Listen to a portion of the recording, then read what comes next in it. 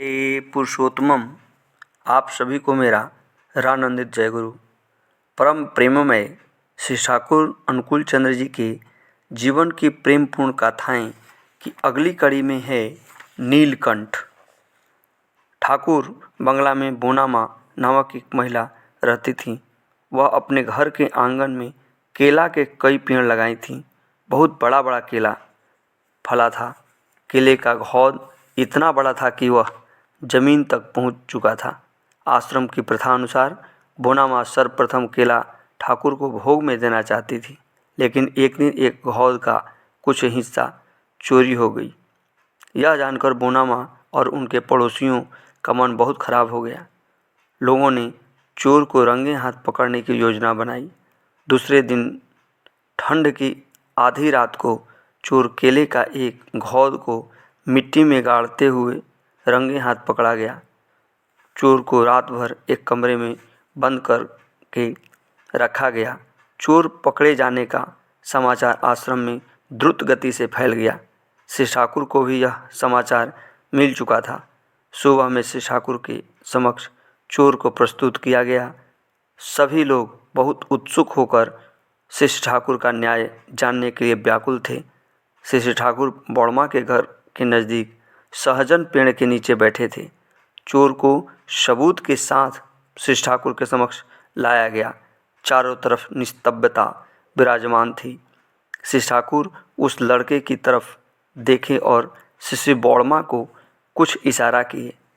लड़का चुपचाप सर नीचा करके खड़ा रहा। सतीशदा श्री ठाकुर का तंबाकू तैयार कर रहे थे। श्री बौड़मा सतीशदा से बोली, टोकरी तैयार करो। एक बड़े बेंत की टोकरी में फल, सब्जी, मिर्च, अदरक, चावल, दाल आदि भरकर श्री ठाकुर के नज़दीक लाया गया।